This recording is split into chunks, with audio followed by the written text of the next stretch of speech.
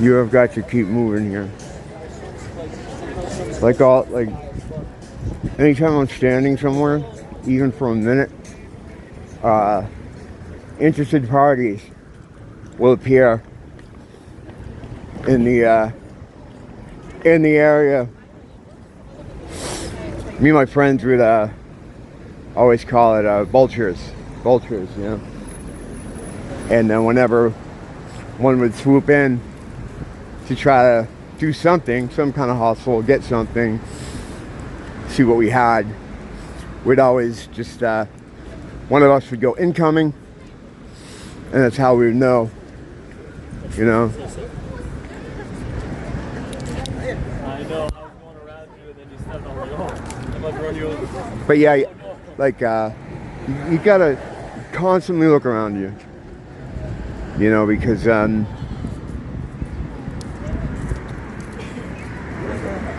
lot of psychos, you know, like it's gotten worse since the lockdowns, like since the lockdowns that happened over the past couple of years. It seems like it's changed a bit. Past 2 years, violent crime here in Waikiki has gone up 40%, which is a lot, you know. It's a lot for anywhere, but for here, it's kind of unusual. But I think it's the desperation has increased. Like, people are just more desperate. Any later? Yeah, hold on. Sorry. Oh, it's all right. To interrupt you. Oh, no, it's okay. Hold on. I got one somewhere. There you go. There you go. Thank you. Thank you. I should not get hit. Oh, no, we got time.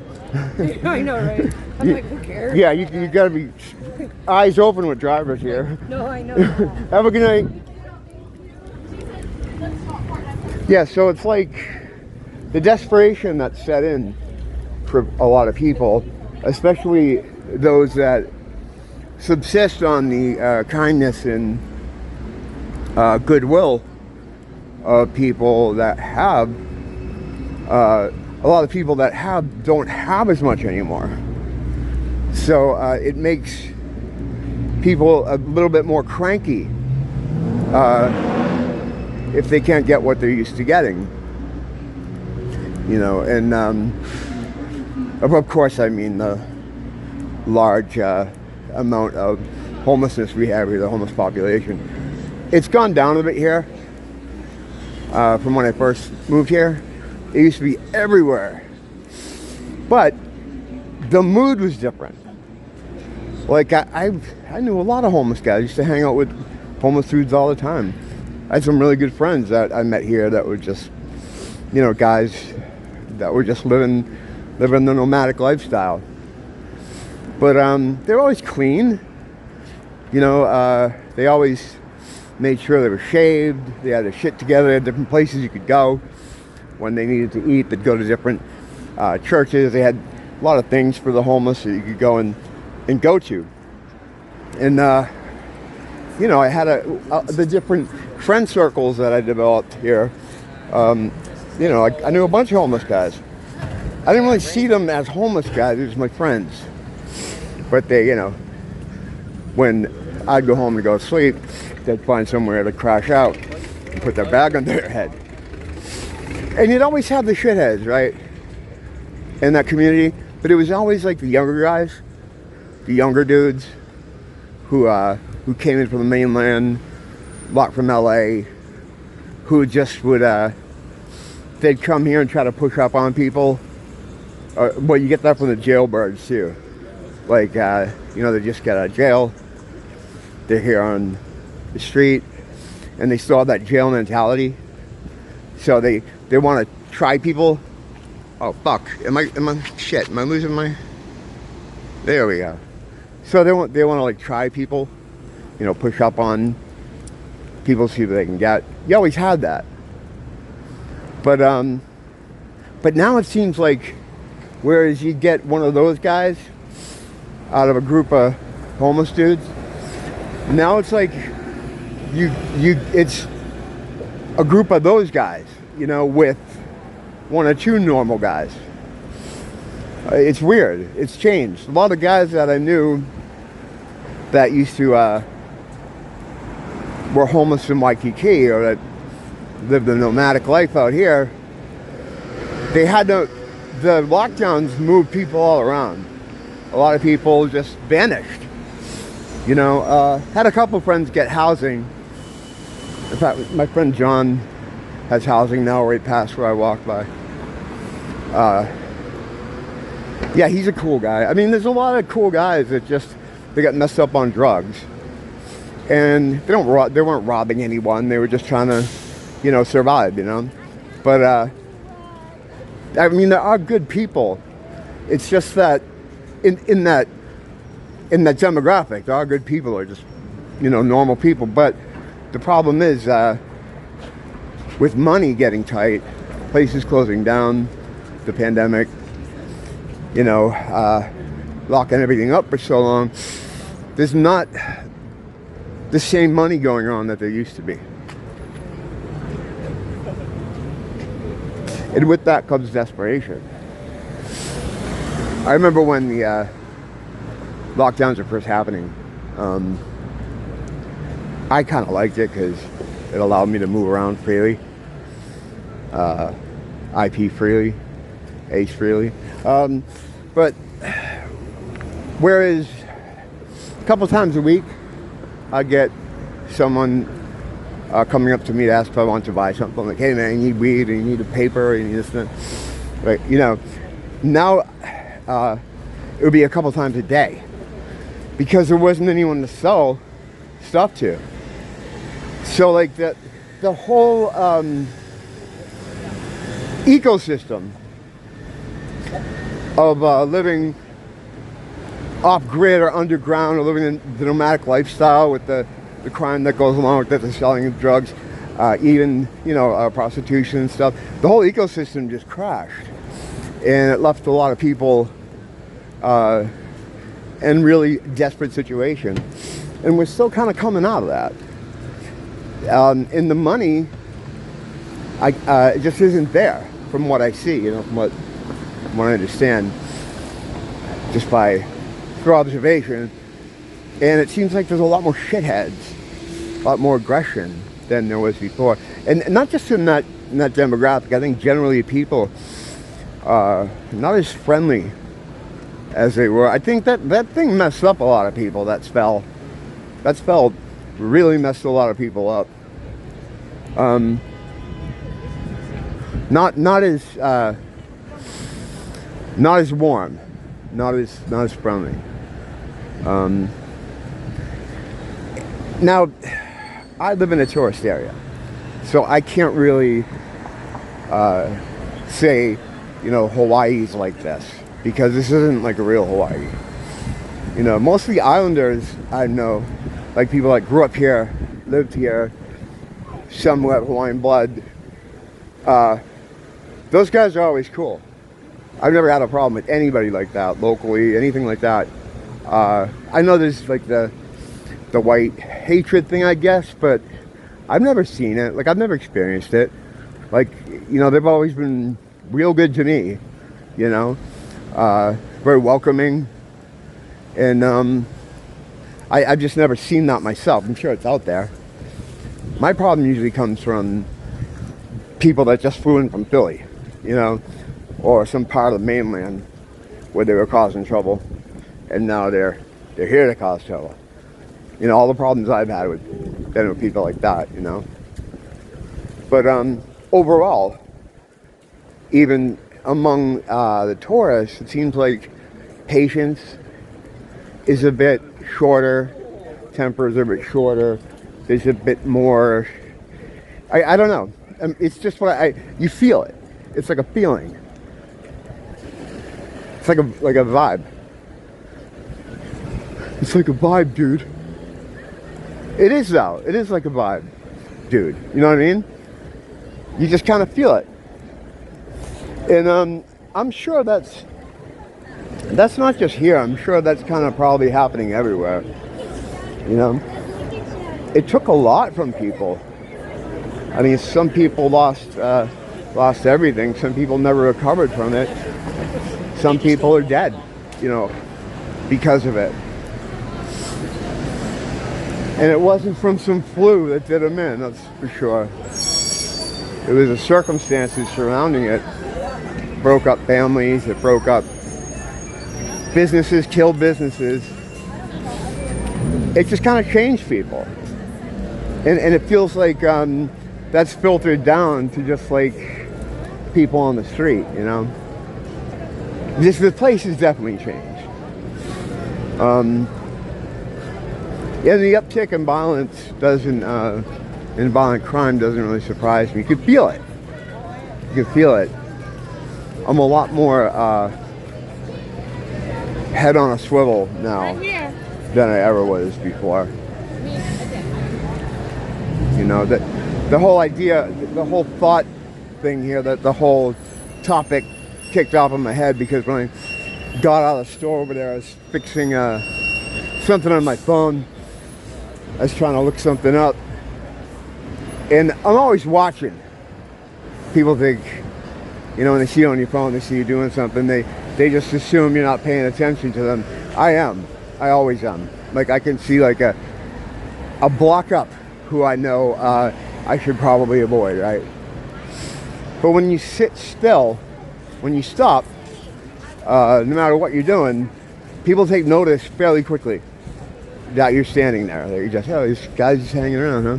So I'm standing there, this guy pulls up on his bike. You know, just by looking, what the deal is. And this guy was, he didn't have anything. Probably that bike was all he had. You just know. He's bad news. He's gonna try to become my friend or see what I have. So like, he pulls his bike up, kind of close to where I was. So then I walk over to the fucking garbage barrel. And then I see him kind of moseying himself over the garbage barrel. So then I walk over to the door. And then he walks kind of over to the door. I love playing this game with these people. Because I know they're trying to, like, have an interface with me. So I just fucking play games with them. This one right here, this fucking street corner right here, this guy's with his dog, right? And I'm coming up the street, straight ahead down there, and I'm coming this way, toward this way. And he's here, right where I was just standing with his dog. They're about to go across the street. He sees me coming up here, and I was, you know, must have been smoking, because that's usually what makes them, you know. So what he did is what I hate when they do the most, when they try to pretend that my running into them was just some organic thing that happened. So instead of crossing the street, he turns around and goes back over there and sits down and takes some of his stuff out of his pockets to make it look like he was just hanging out there, so that when I walk by him, he could say, you know, aloha, brother, you know. That right away, when someone's trying to set up a meeting with you, you want to avoid them. You don't want to go near them. And I didn't. I ended up crossing the street. And I didn't look over, but I'm sure this upset the guy. But yeah, I got one guy real crazy one night, because I was doing the whole thing where he was, you know, they'll stop to let you catch up to them, so when you get near them, then they'll start talking about meth and all this shit. So it was like one of those deals. And this guy's like, you know, he sees me, whatever, he wants to talk to me about meth and shit or something. So then like I start doing the zigzag. You know, I cross the street, he crosses the street, I go back, you know, just completely nonsensical. But I mean, I was trying to give him the rope-a-dope, like make him run around like an idiot, and he was doing it. So then I get near my house, and I cross the street to go to my house. Real quick, I take my last crossing of the street right where my house is, and I did it quick, so he had to keep up, you know. So he's crossing the street, and as he's crossing the street, he drops his hat in the middle of the street. He doesn't realize it until he's on the sidewalk. So he looks back at his hat, and he's all angry. He looks at me, and he starts screaming like, "Fucking fuck me!" You know, the mask comes completely off. You know, I basically saying like, yeah, I was following you, and because you took this hard right turn, you made me drop my hat. It's fucking bizarre. Like, there's not a lot of like super smart criminals. You know, you're not gonna really run into that a lot, especially around here. So when they try to set something up, it's really low IQ type stuff, and you can avoid it real easily. So, you know, I take it the extra step and I fucking play games. Because why not? You're gonna bother me with your fucking stupid hustle, which is bullshit anyway. You know, it's funny, like guys will wait for me to catch up to them. Or they'll do these fucking gymnastics and try to get themselves in my path. And sometimes I just don't.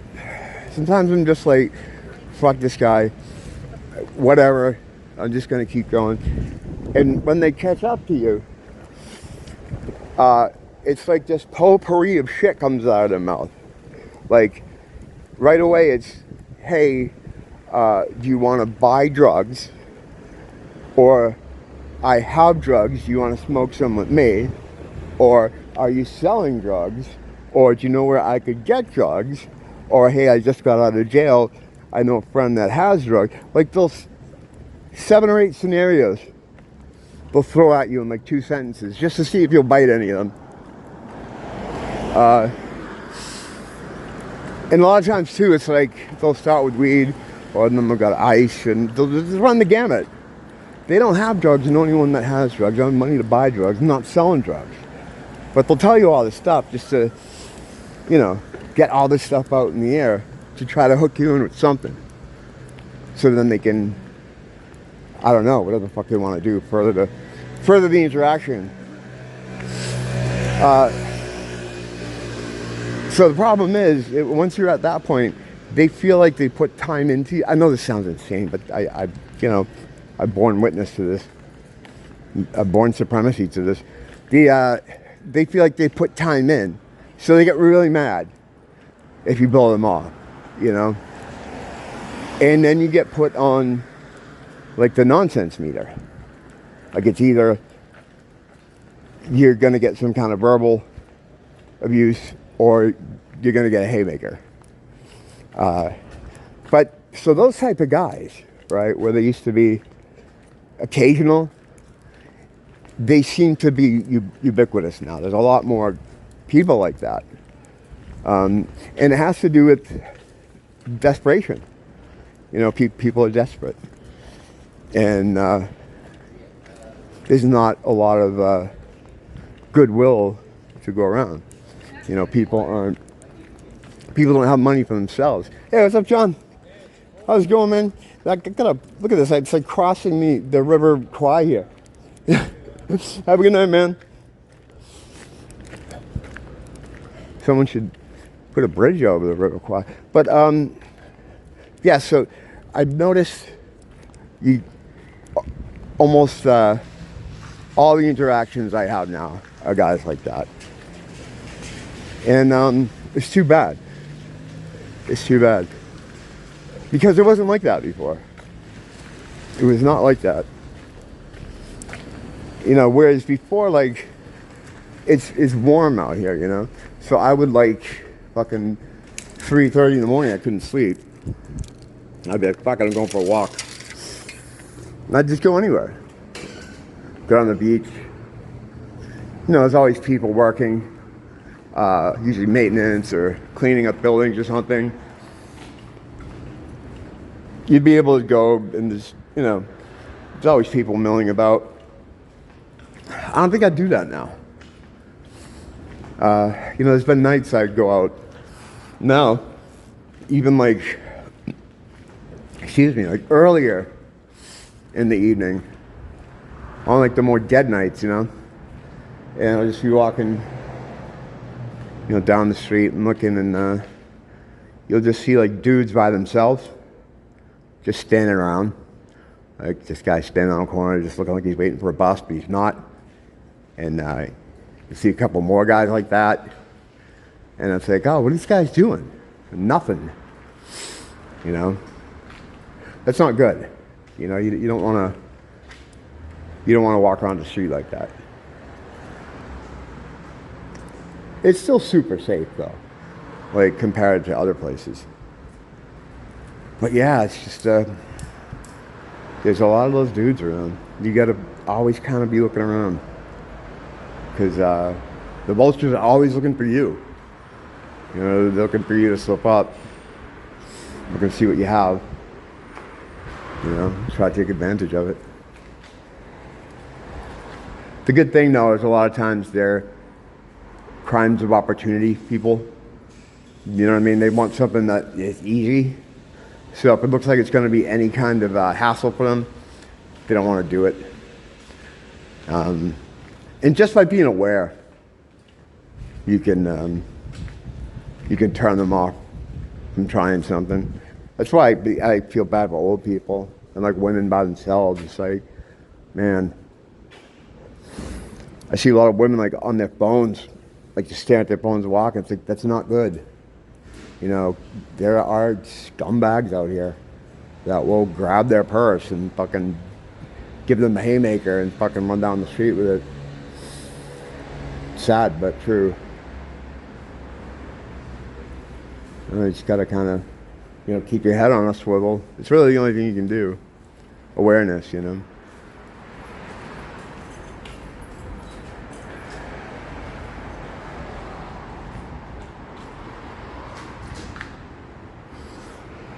Don't blame the teacher, blame the school.